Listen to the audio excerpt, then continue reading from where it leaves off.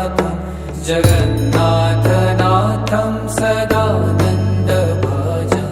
भवद्भव्यभूतेश्वरं भूतनाथं शिवं शङ्करं शम्भुमीशानमीडे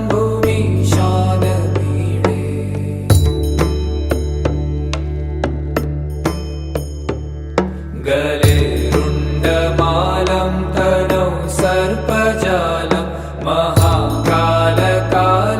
गणेशादिपालं जटाजूटगङ्गोत्तरङ्गैर्विशालं शिवं शङ्करं शम्भुमीशानमीडे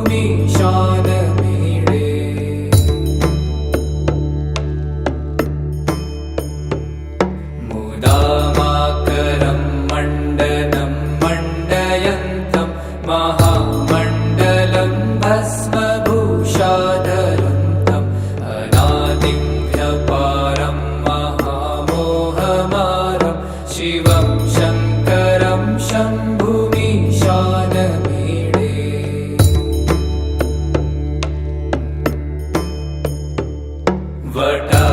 वटाधोनिवासं महाटाटहासं महापापनाशं सदा सुप्रकाशं गिरीशं गणेशं सुरेशं महेशं शिवं शङ्करं शम्भुमीशानमीडे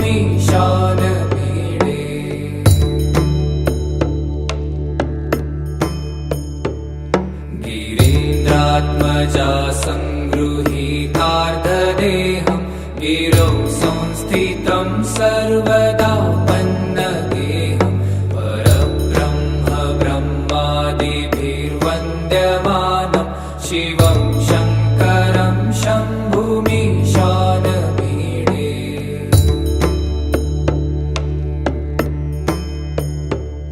कपालं त्रिशूलं कराभ्यां दधानं पदाम्भोजनं रायकामं ददानं बलिवर्धमानं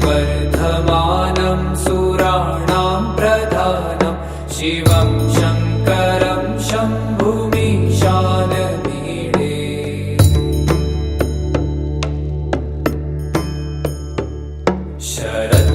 शरच्चन्द्रगात्रं गणानन्दपात्रं त्रिनेत्रं पवित्रं धनेशस्य मित्रम् अपर्णाकलन्त्रं सदा सच्चरित्रं शिवं शङ्करं शम्भुमीशानमीडे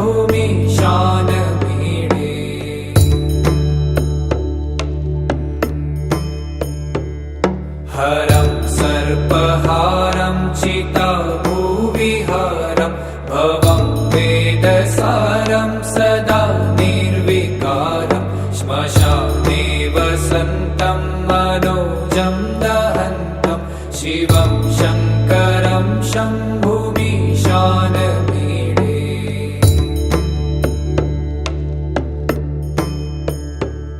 स्वयं यः प्रभाते नरशूलपाणि पठे स्तोत्ररत्नं त्विह प्राप्य रत्नं सुपुत्रं सुधान्यं सुमित्रं कलन्त्रं विचित्रैस्य माराध्य मोक्षं प्रयाति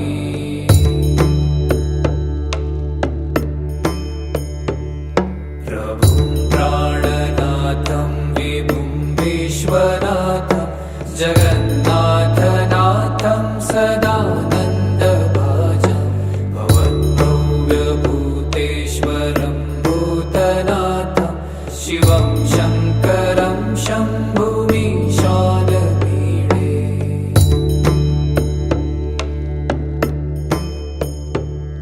गले रुण्डमालं तनौ सर्पजालं महाकालकालं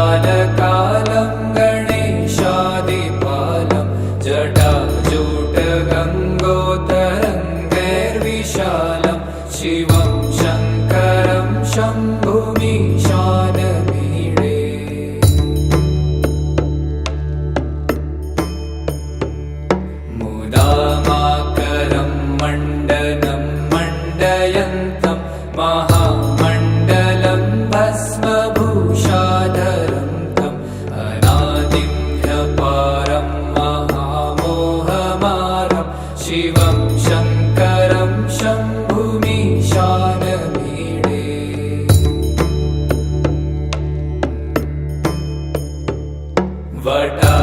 वटाधोनिवासं महाट्टाट्टहासं महापापनाशं सदा सुप्रकाशं गिरीशं गणेशं सुरेशं महेशं शिवं शङ्करं शम्भुमीशानमीडे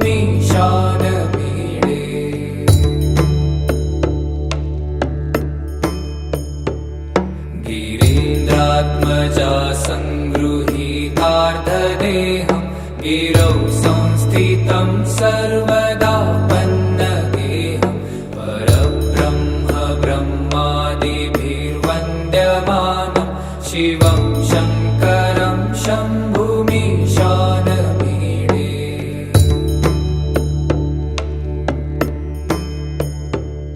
कपालं त्रिशूलं कराभ्यां दधानं पदाम्भोजनं रायकामं ददानं बलिवर्धमानं सुराणां प्रधानं शिवं शङ्करं शम्भुमीशानमीडे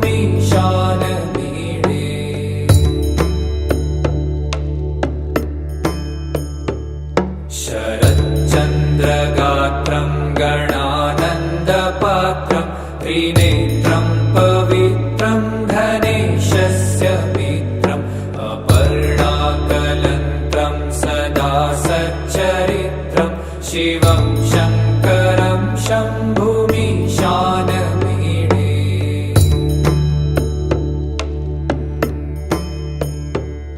हरं सर्पहारं चिताभूविहारं भवं वेदसारं सदा निर्विकारं श्मशाने वसन्तं मनोजं दहन्तं शिवं शङ्करं शम्भुमीशानमीडे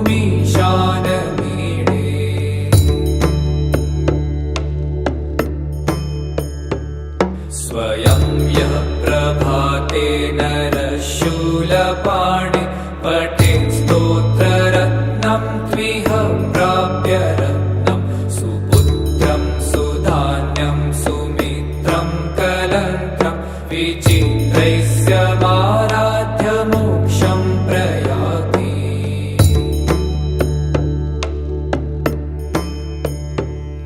प्रभुं प्राणनाथं विभुं विश्वनाथं जगन्नाथनाथं सदानन्दभाजं भवद्भव्यभूतेश्वरं भूतनाथं शिवं शङ्करं शम्भुमीशानमीडे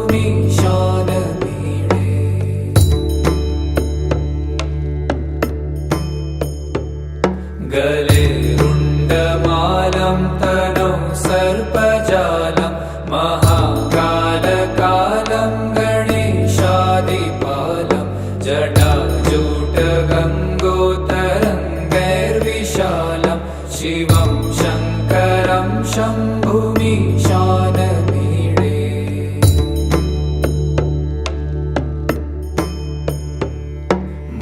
मुदामाकरं मण्डनं मण्डयन्तं महामण्डलं भस्मभूषाधरं तम् अनादिं ह्यपारं महामोहमारं शिवं शङ्करं शम्भुमीशानमीडे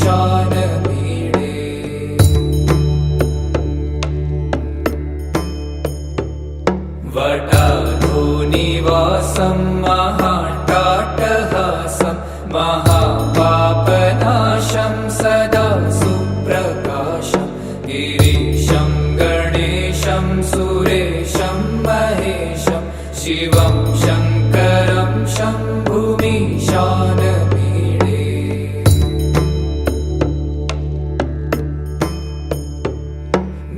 गिरीन्द्रात्मजा संगृहीतार्धदेहं गिरौ संस्थितं सर्वदा पन्नगेहं परब्रह्म ब्रह्मादिभिर्वन्द्यमानं शिवं शङ्करं शम्भुमीशानमीडे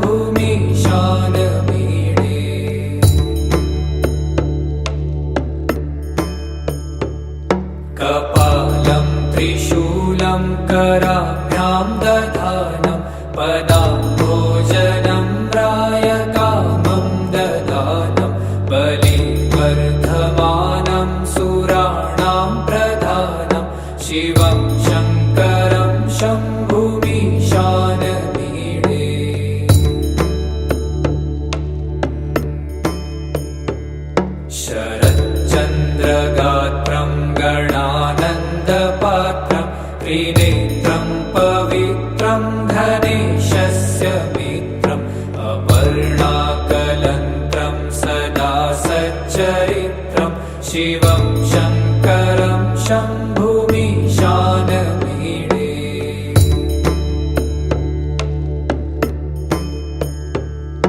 हरं सर्पहारं चिताभुविहारं भवं वेदसारं सदा निर्विकारं श्मशाने वसन्तं मनोजं दहन्तं शिवं शङ्करं शम्भुमीशानमीडे।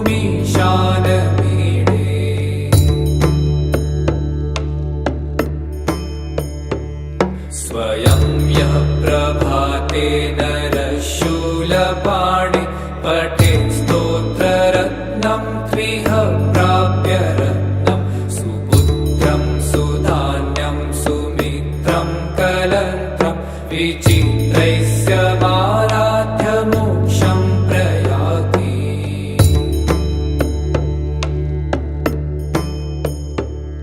प्रभुं प्राणनाथं विभुं विश्वनाथं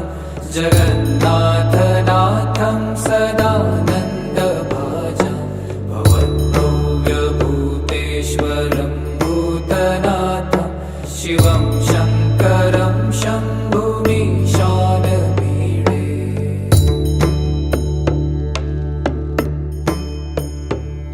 गले रुण्डमालं तनौ सर्पजालं महाकालकालं गणेशादिपालं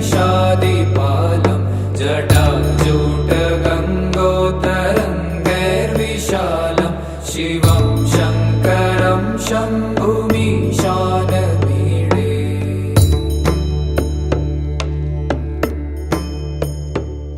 मुदामाकरं मण्डनं मण्डयन्तं महामण्डलं भस्मभूषाधरं तम् अनादिं ह्यपारं महामोहमारं शिवं शङ्करं शम्भुमीशानमीडे।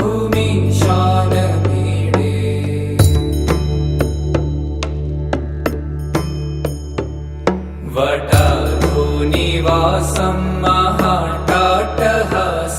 महापापनाशं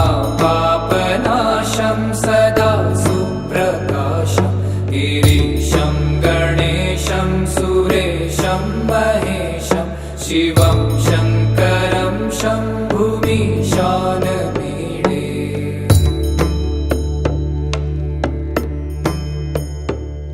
गिरीन्द्रात्मजा सङ्गृहीतार्धदेहं गिरौ संस्थितं सर्वदा पन्नगेहं परब्रह्म ब्रह्मादिभिर्वन्द्यमानं शिवं शङ्करं शम्भुमीशानमीडे।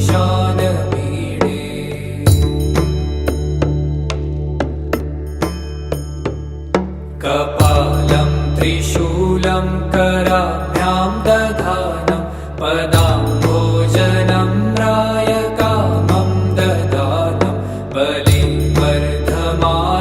सुराणां प्रधानं शिवं शङ्करं शम्भुमीशानमीडे।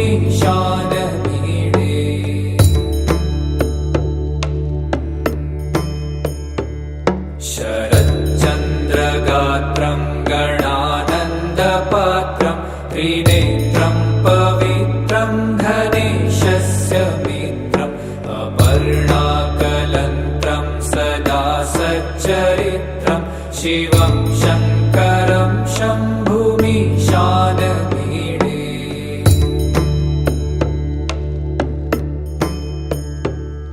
हरं सर्पहारं चिताभुविहारं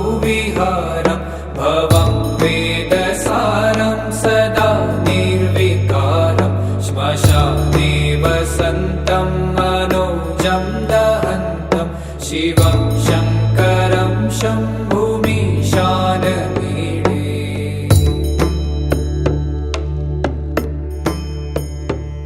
स्वयं यः प्रभाते नरशूलपाणि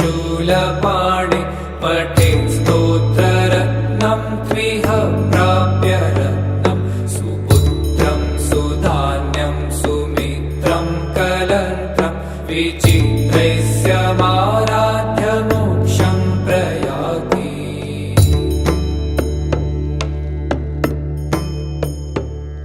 प्रभुं प्राणनाथं विभुं विश्वनाथं जगन्नाथ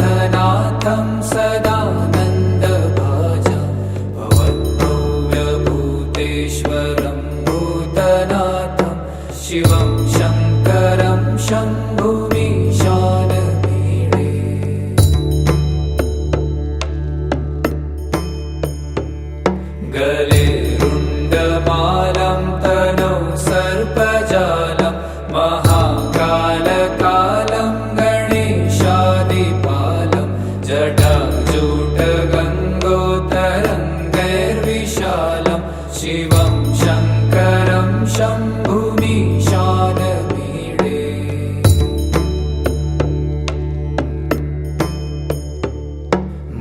मुदामाकरं मण्डनं मण्डयन्तं महामण्डलं भस्मभूषाधरं तम् अनादिं ह्यपारं महामोहमारं शिवं शङ्करं शम्भुमीशानमीडे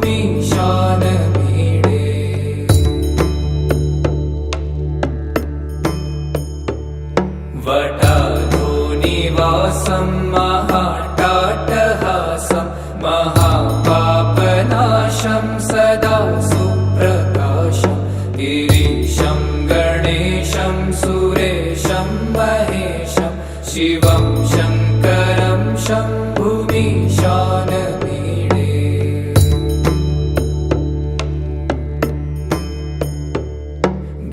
गिरीन्द्रात्मजा सङ्गृहीतार्धदेहं गिरौ संस्थितं सर्वदा पन्नगेहं परब्रह्म ब्रह्मादिभिर्वन्द्यमानं शिवं शङ्करं शम्भुमीशानमीडे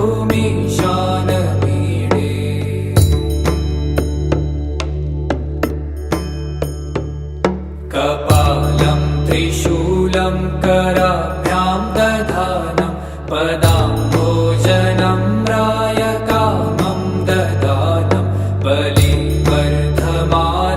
सुराणां प्रधानं शिवं शङ्करं शम्भुमीशानमीडे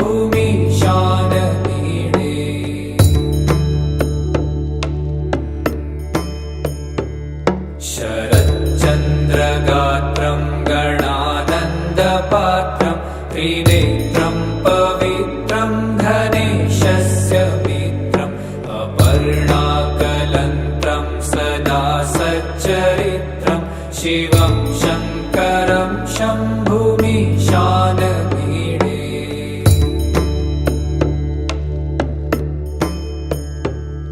हरं सर्पहारं चिताभूविहारं भवं वेदसारं सदा निर्विकारं श्मशाने वसन्तं मनोजं दहन्तं शिवं शङ्करं शम्भुमीशानमीडे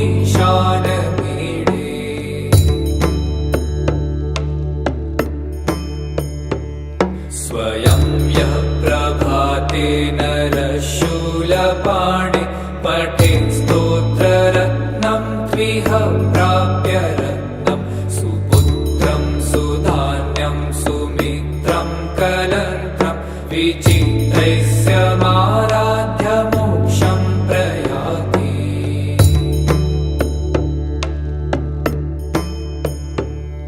प्रभुं प्राणनाथं विभुं विश्वनाथं जगन्नाथनाथं सदानन्दभाजं भवद्भव्यभूतेश्वरं भूतनाथं शिवं शङ्करं शम्भुमीशानमीडे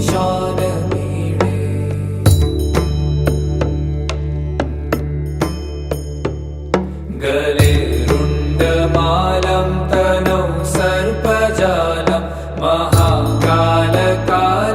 गणेशादिपालं जटाजूटगङ्गोत्तरङ्गैर्विशालं शिवं शङ्करं शम्भुमीशानमीडे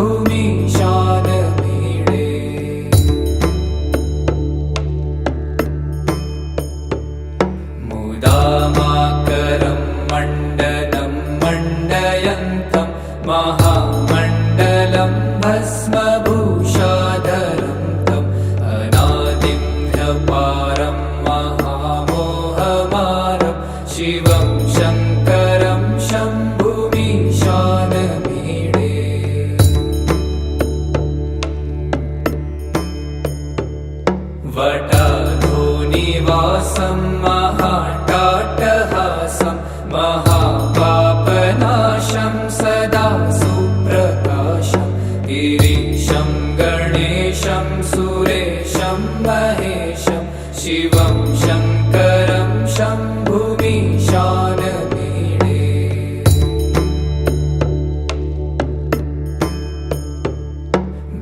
गिरीन्द्रात्मजा संगृहीतार्धदेहं गिरौ संस्थितं सर्वदा पन्नगेहं परब्रह्म ब्रह्मादिभिर्वन्द्यमानं शिवं शङ्करं शम्भुमीशानमीडे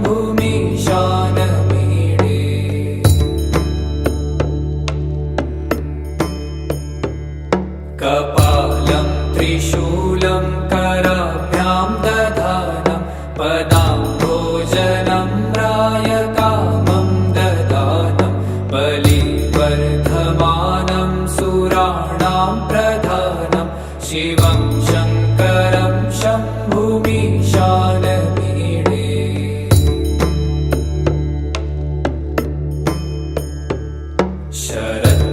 शरच्चन्द्रगात्रं गणानन्दपात्रं त्रिनेत्रं पवित्रं धनेशस्य मित्रम् अपर्णाकलन्त्रं सदा सच्चरित्रं शिवं शङ्करं शम्भुमीशानमीडे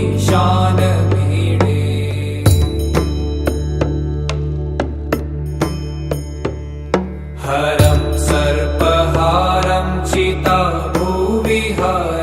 भवं वेदसारं सदा निर्विकारं श्मशाने वसन्तं मनोजं दहन्तं शिवं शङ्करं शम्भुमीशानमीडे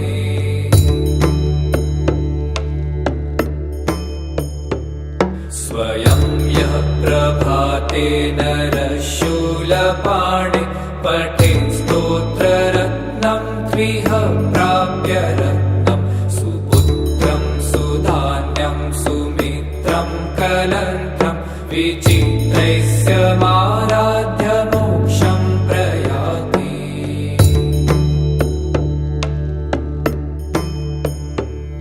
प्रभुं प्राणनाथं विभुं विश्वनाथं जगन्नाथनाथं सदानन्दभाजं भवद्भव्यभूतेश्वरं भूतनाथं शिवं शङ्करं शम्भुमीशानमीडे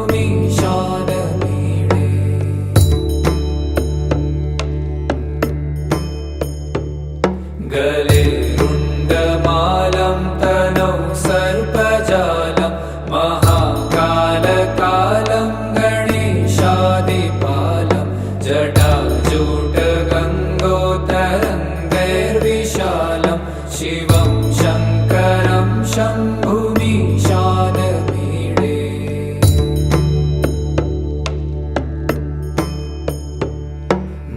मुदामाकरं मण्डनं मण्डयन्तं महामण्डलं भस्मभूषाधरं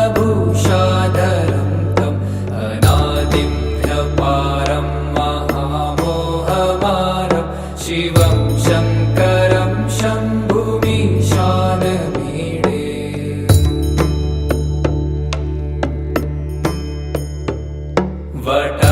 वटाधोनिवासं महाट्टाट्टहासं महापापनाशं सदा सुप्रकाशं गिरीशं गणेशं सुरेशं महेशं शिवं शङ्करं शम्भुमीशानमीडे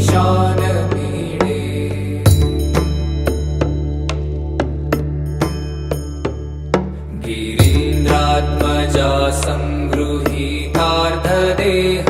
गिरौ संस्थितं सर्वदा पन्नगेहं परब्रह्म ब्रह्मादिभिर्वन्द्यमानं शिवं शङ्करं शम्भुमीशानमीडे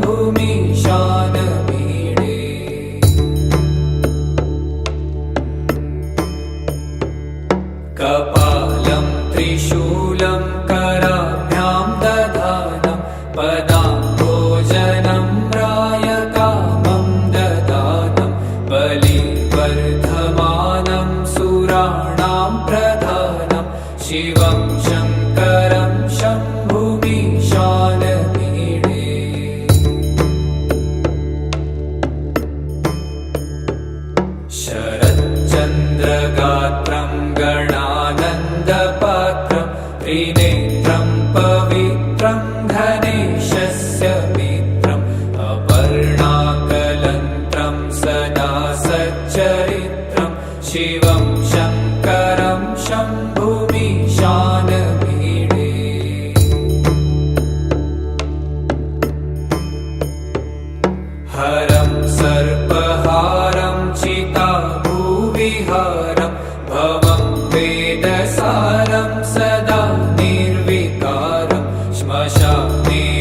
वसन्तं मनोजं दहन्तं शिवं शङ्करं शम्भुमीशानमीडे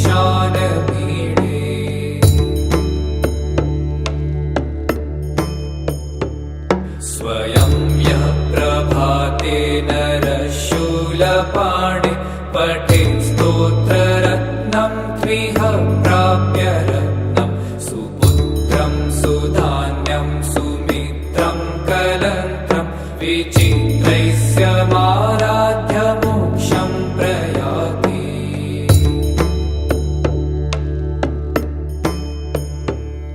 प्रभुं प्राणनाथं विभुं विश्वनाथं जगन्नाथनाथं सदानन्दभाजं भवद्भव्यभूतेश्वरं भूतनाथं शिवं शङ्करं शम्भुमीशानमीडे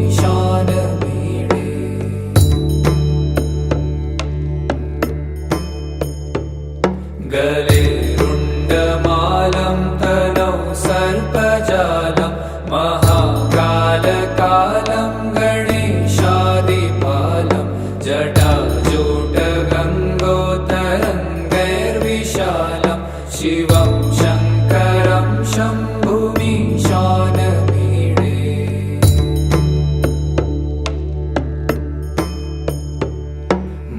मुदामाकरं मण्डनं मण्डयन्तं महामण्डलं भस्मभूषाधरं तं अनादिं व्यपारं महामोहमारं शिवं शङ्करं शम्भुमीशानमीडे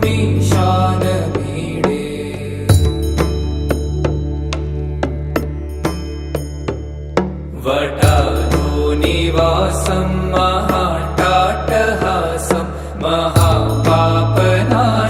सदा सुप्रकाशं गिरीशं गणेशं सुरेशं महेशं शिवं शङ्करं शम्भुमीशानमीडे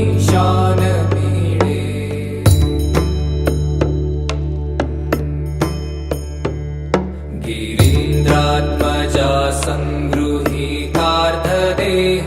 गिरौ संस्थितं सर्वदा पन्नगेहं परब्रह्म ब्रह्मादिभिर्वन्द्यमानं शिवं शङ्करं शम्भुमीशानमीडे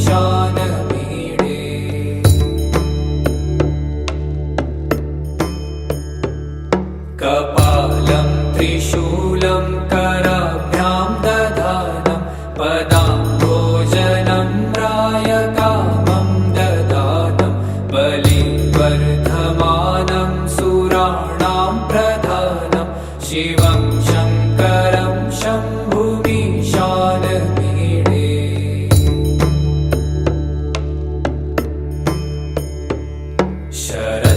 शरच्चन्द्रगात्रं गणानन्दपात्रं त्रिनेत्रं पवित्रं गणेशस्य मित्रम् अपर्णाकलत्रं सदा सच्चरित्रं शिवं शङ्करं शम्भुमीशानमीडे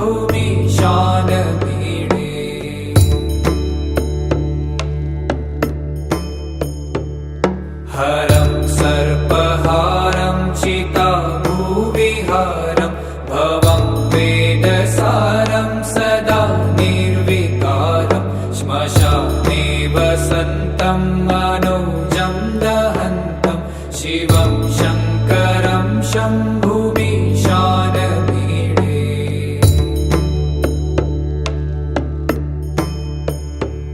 स्वयं यः प्रभाते नरशूलपाणे पठे स्तोत्ररत्नं त्रिह प्राप्य रत्नं सुपुत्रं सुधान्यं सुमित्रं कलत्रं विचित्रैस्य माराध्य मोक्षं प्रयाति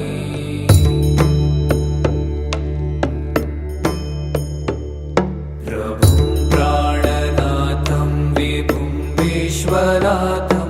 जगन्नाथनाथं सदानन्दभाजं भवद्भव्यभूतेश्वरं भूतनाथं शिवं शङ्करं शम्भु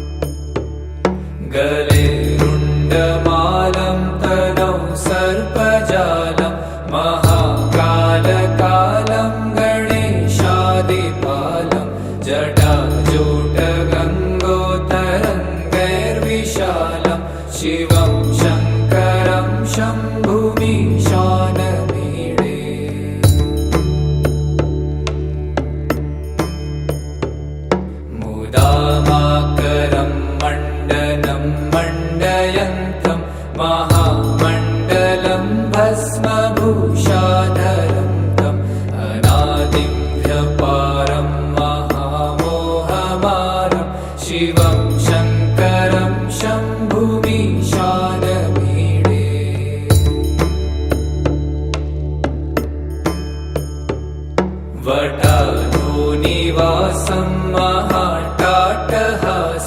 महापापनाशं सदा सुप्रकाशं गिरीशं गणेशं सुरेशं महेशं शिवं शङ्करं शम्भुमीशानमीडे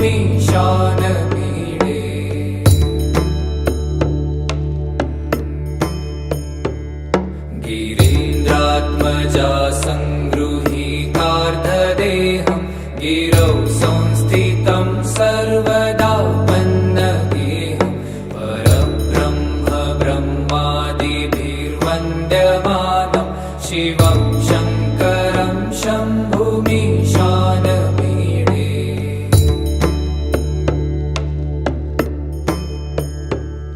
कपालं त्रिशूलं कराभ्यां दधानं पदाम्भोजनं रायकामं ददानं बलिवर्धमानं सुराणां प्रधानं शिवं शङ्करं शम्भुमीशानमीडे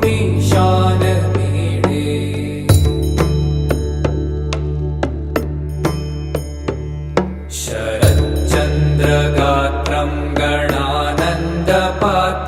त्रिनेत्रं पवित्रं धनेशस्य मित्रम् अपर्णाकलन्त्रं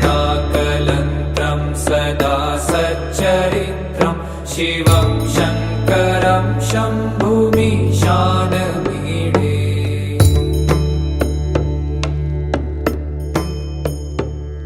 हरं सर्पहारं चिताभुविहारं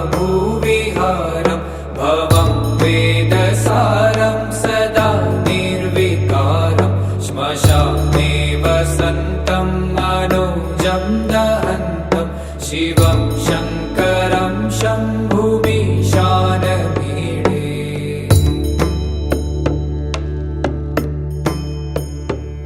स्वयं यः प्रभाते नरशूलपाणे पठेत् स्तोत्ररत्नं त्विह प्राप्य रत्नं सुपुत्रं सुधान्यं सुमित्रं कलत्रं विचित्रैस्य माराध्य मोक्षं प्रयाति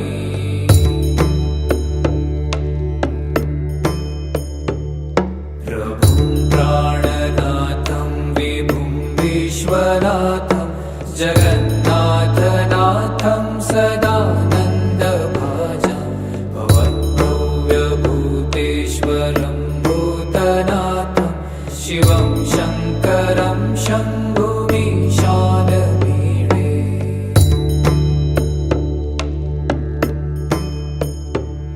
गले रुण्डमालं तनौ सर्पजालं महाकालकालं गणेशादिपालं जटाजूटगङ्गोत्तरङ्गैर्विशालं शिवं शङ्करं शम्भुमीशानमीडे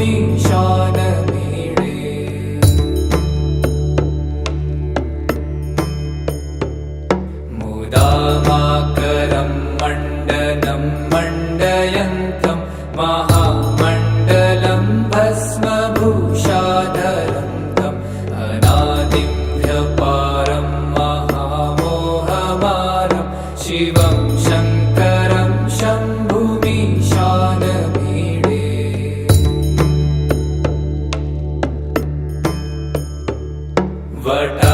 वटाधोनिवासं महाट्टाट्टहासं महापापनाशं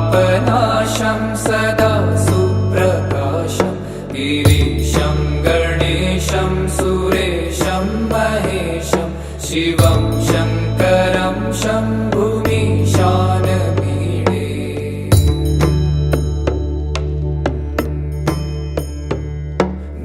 गिरीन्द्रात्मजा संगृहीतार्धदेहं गिरौ संस्थितं सर्वदा पन्नगेहं परब्रह्म ब्रह्मादिभिर्वन्द्यमानं शिवं शङ्करं शम्भुमीशानमीडे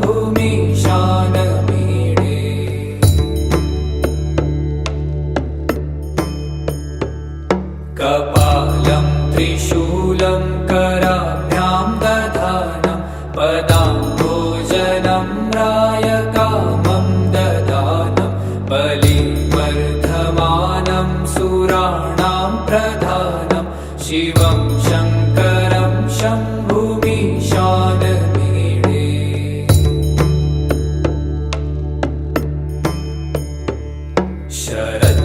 शरच्चन्द्रगात्रं गणानन्दपात्रं त्रिनेत्रं पवित्रं धनेशस्य मित्रम् अपर्णाकलन्त्रं सदा सच्चरित्रं शिवं शङ्करं शम्भुमीशानमीडे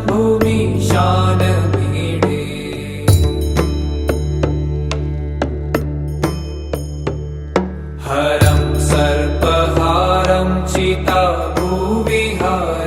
भवं वेदसारं सदा निर्विकारं श्मशाने वसन्तं मनोजं दहन्तं शिवं शङ्करं शम्भुमीशानमीडे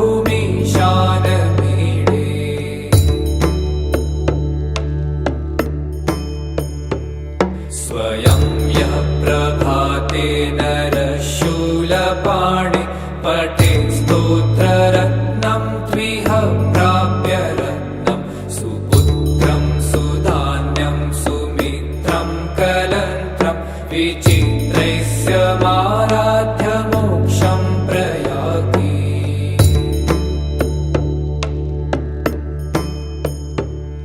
प्रभुं प्राणनाथं विभुं विश्वनाथं जगन्नाथनाथं सदानन्दभाजं भवद्भव्यभूतेश्वरं भूतनाथं शिवं शङ्करं शम्भुमीशानमीडे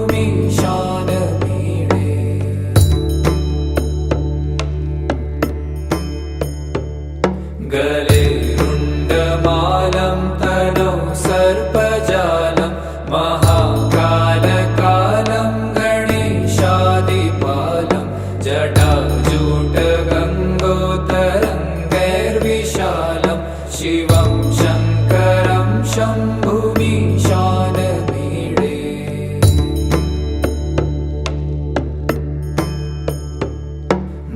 मुदामाकरं मण्डनं मण्डयन्तं महामण्डलं भस्मभूषाधरं तम् अनादिं व्यपारं महामोहमारं शिवं शङ्करं शम्भुमीशानमीडे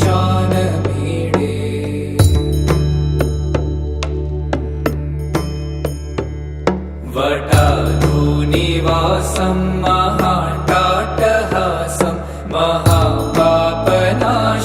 सदा सुप्रकाशं गिरीशं गणेशं सुरेशं महेशं शिवं शङ्करं शम्भुमीशानमीडे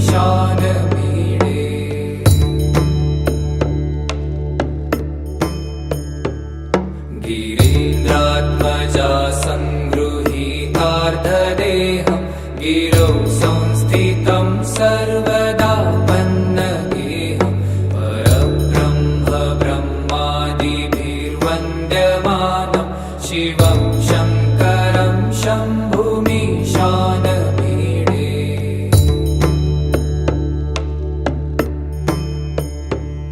कपालं त्रिशूलं कराभ्यां दधानं पदाम्भोजनं रायकामं ददानं बलिवर्धमानं सुराणां प्रधानं शिवं शङ्करं शम्भुमीशानमीडे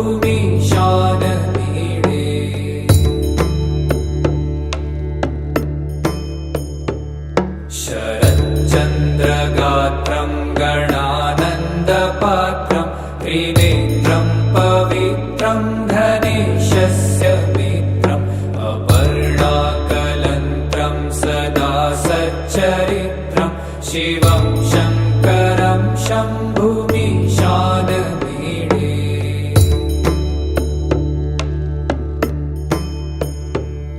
हरं सर्पहारं चिताभुविहारं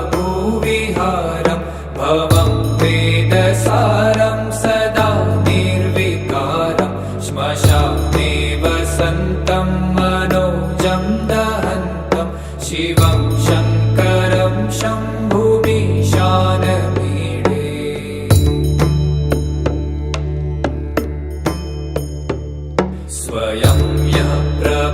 प्रभाते नरशूलपाणि पठेत् स्तोत्ररत्नं त्विह प्राप्य रत्नं सुपुत्रं सुधान्यं सुमित्रं कलत्रं विचित्रैस्य माराध्य मोक्षं प्रयाति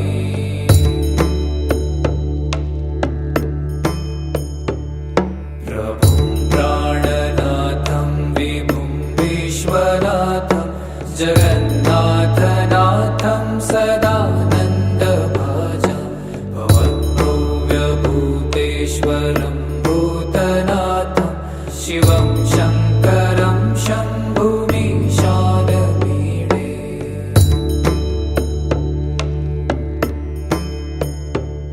गले रुण्डमालं तनौ सर्पजालं महाकालकालं गणेशादिपालं जटाजूटगङ्गोतरङ्गैर्विशालं शिवं शङ्करं शम्भुमीशानमीडे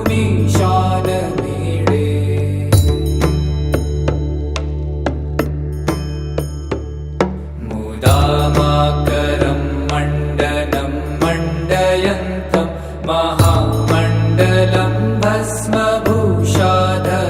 तम् अनादिं ह्यपारं महामोहमारं शिवं शङ्करं शम्भुमीशानमीडे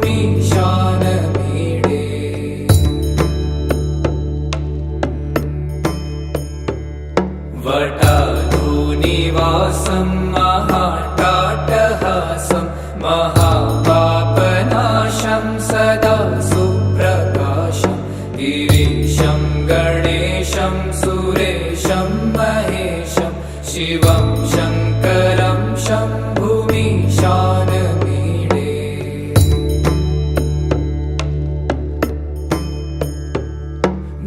गिरीन्द्रात्मजा सङ्गृहीतार्धदेहं गिरौ संस्थितं सर्वदा पन्नगेहं परब्रह्म ब्रह्मादिभिर्वन्द्यमानं शिवं शङ्करं शम्भुमीशानमीडे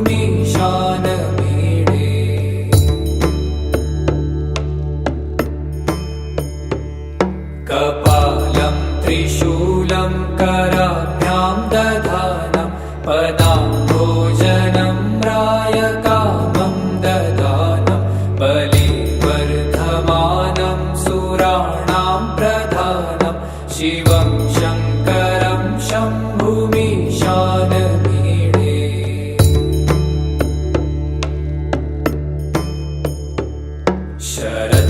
शरच्चन्द्रगात्रं गणानन्दपात्रं त्रिनेत्रं पवित्रं गणेशस्य मित्रम् अपर्णाकलन्त्रं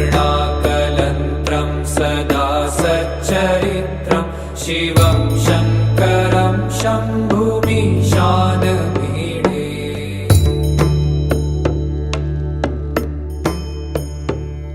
हरं सर्पहारं चिताभूविहारं भवं वेदसारं सदा निर्विकारं श्मशाने वसन्तं मनोजं दहन्तं शिवं शङ्करं शम्भुमीशानमीडे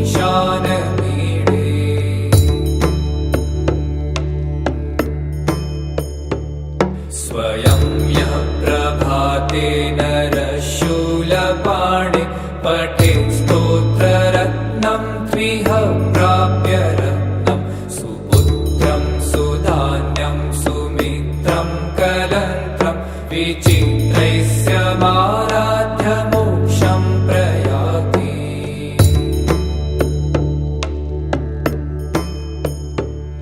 प्रभुं प्राणनाथं विभुं विश्वनाथं जगन्नाथनाथं सदानन्दभाजं भवद्भव्यभूतेश्वरं भूतनाथं शिवं शङ्करं शम्भुमीशानमीडे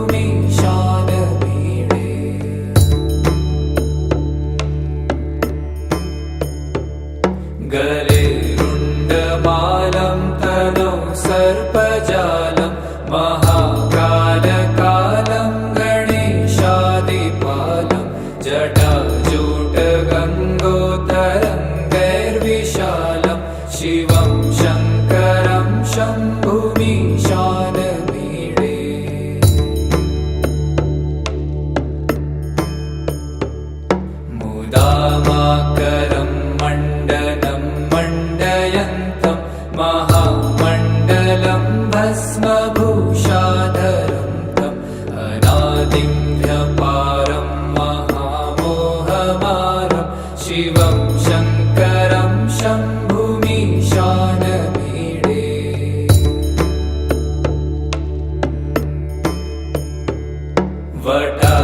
वटाधोनिवासं महाट्टाट्टहासं महापापनाशं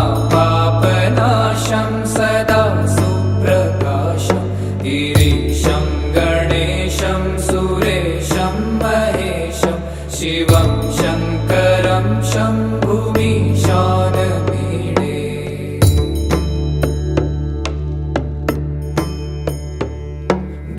गिरीन्द्रात्मजा संगृहीतार्धदेहं गिरौ संस्थितं सर्वदा पन्नगेहं परब्रह्म ब्रह्मादिभिर्वन्द्यमानं शिवं शङ्करं शम्भुमीशानमीडे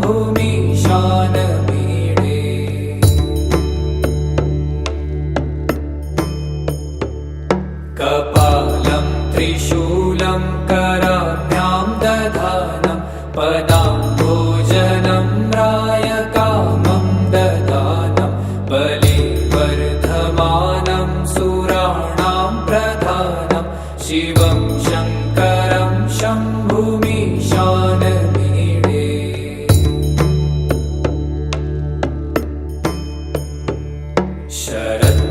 शरच्चन्द्रगात्रं गणानन्दपात्रं त्रिनेत्रं पवित्रं गणेशस्य मित्रम् अपर्णाकलन्त्रं सदा सच्चरित्रं शिवं शङ्करं शम्भुमीशानमीडे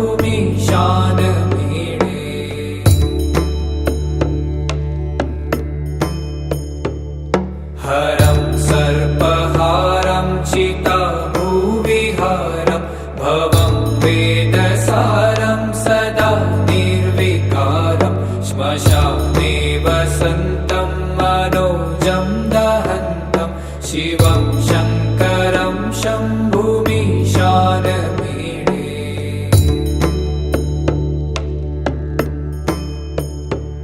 स्वयं यः प्रभाते नरशूलपाणे पठेत् स्तोत्ररत्नं त्विह प्राप्य रत्नं सुपुत्रं सुधान्यं सुमित्रं कलत्रं विचित्रैस्य माराध्य मोक्षं प्रयाति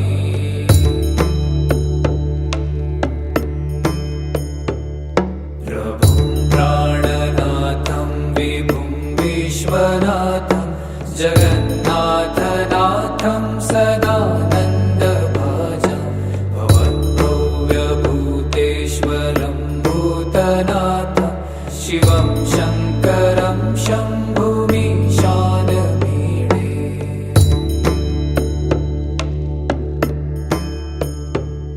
गले रुण्डमालं तनौ सर्पजालं महाकालकालं गणेशादिपालं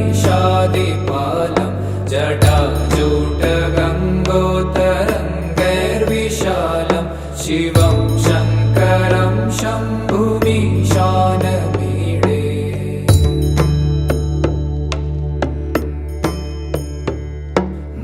मुदामाकरं मण्डनं मण्डयन्तं महामण्डलं भस्मभूषाधरं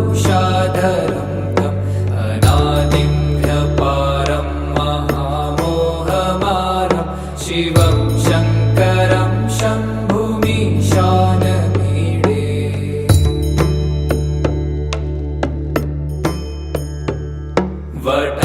वटाधोनिवासं महाट्टाट्टहासं महापापनाशं सदा सुप्रकाशं गिरीशं गणेशं सुरेशं महेशं शिवं शङ्करं शम्भुमीशानमीडे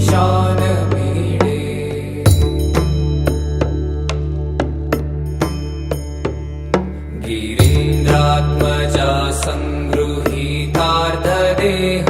गिरौ संस्थितं सर्वदा पन्नगेहं परब्रह्म ब्रह्मादिभिर्वन्द्यमानं शिवं शङ्करं शम्भुमीशानमीडे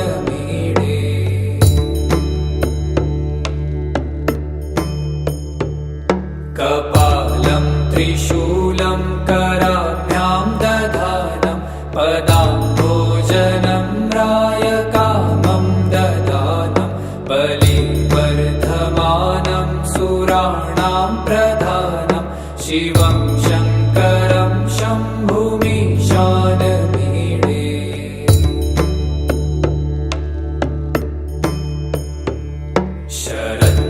शरच्चन्द्रगात्रं गणानन्दपात्रं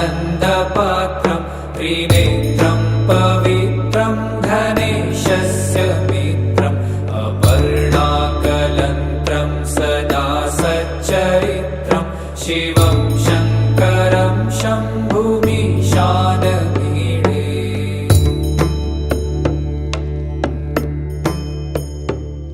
हरं सर्पहारं चिताभूविहारं भवं वेदसारं सदा निर्विकारं श्मशाने वसन्तं मनोजं दहन्तं शिवं शङ्करं शम्भुमीशानमीडे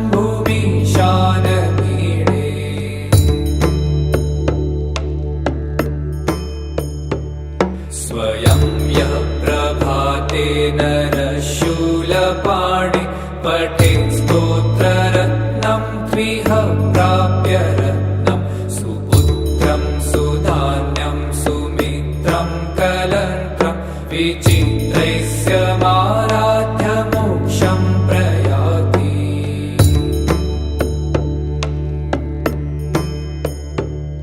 प्रभुं प्राणनाथं विभुं विश्वनाथं जगन्नाथनाथं सदानन्दभाजं भवद्भव्यभूतेश्वरं भूतनाथं शिवं शङ्करं शम्भुमीशानमीडे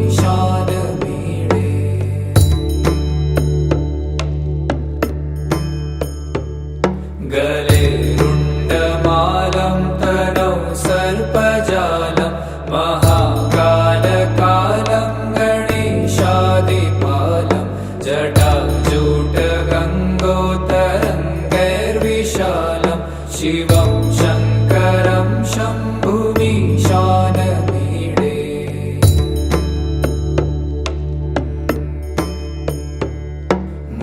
मुदामाकरं मण्डनं मण्डयन्तं महामण्डलं भस्मभूषाधरं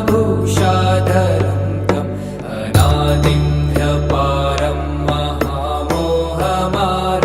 शिवं शङ्करं शम्भुमीशानमीडे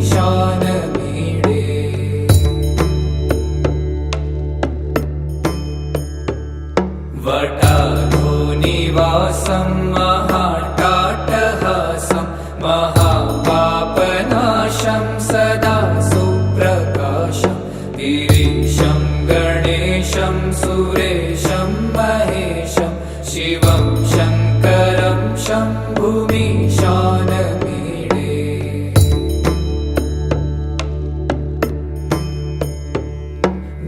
गिरीन्द्रात्मजा सङ्गृहीतार्धदेहं गिरौ संस्थितं सर्वदा पन्नगेहं परब्रह्म ब्रह्मादिभिर्वन्द्यमानं शिवं शङ्करं शम्भुमीशानमीडे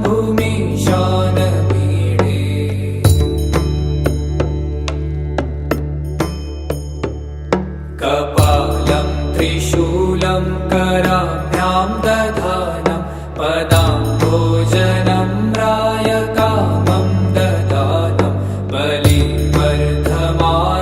सुराणां प्रधानं शिवं शङ्करं शम्भुमीशानमीडे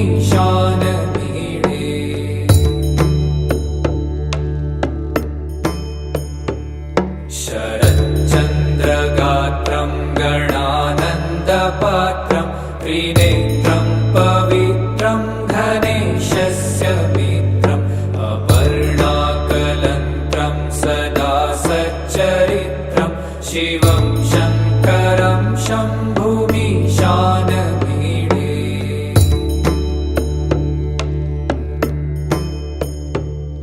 हरं सर्पहारं चिताभूविहारं भवं वेदसारं सदा निर्विकारं श्मशाने वसन्तं सन्तं मनोजं दहन्तं शिवं शङ्करं शम्भुमीशानमीडे